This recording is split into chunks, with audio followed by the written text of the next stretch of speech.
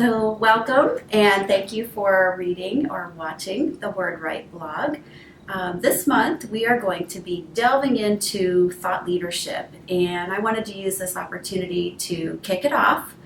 And so throughout the month you'll see people's posts or WordWrite staff's members' posts about various aspects of thought leadership, different perspectives, different ways you can be looking at thought leadership for your organization.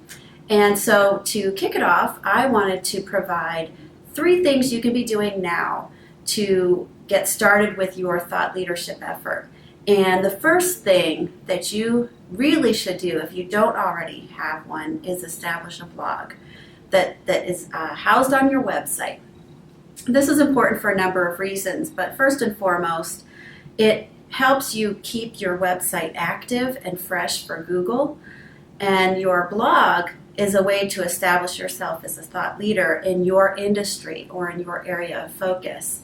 And so as you're out prospecting or reaching out to potential clients, you can be directing them to your blog on various topics that you've talked about to demonstrate your expertise.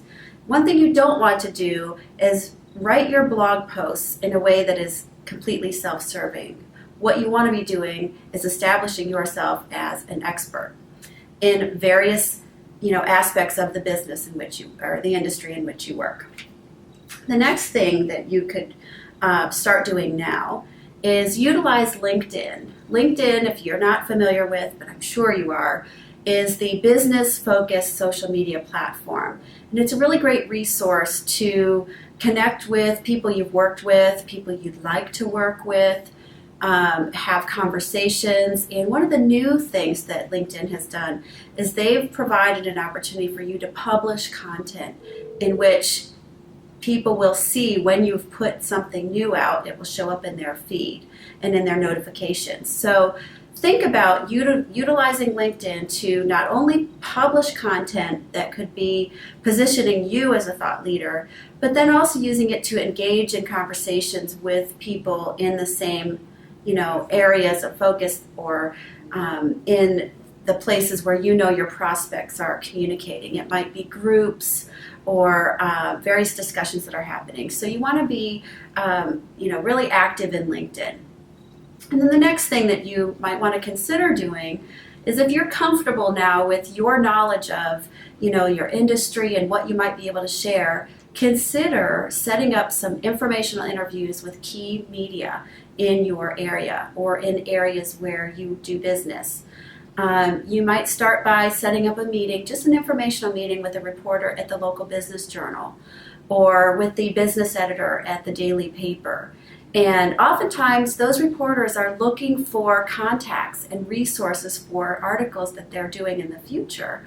They're always looking for new people and new resources, and so you want to be positioning yourself as that resource. But you don't want to be meeting with them in sort of the, I expect an article from you mode. That's not really how it works. You want to be meeting with them in a mutually beneficial way, just like you would set up a business meeting.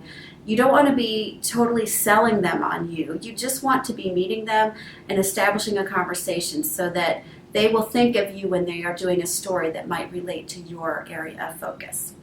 So I hope that's helpful. 3 things that you can be doing now to get started with your thought leadership campaign. And to recap, the takeaways are: start a blog, utilize LinkedIn, and to set up some media visits. Thanks for watching.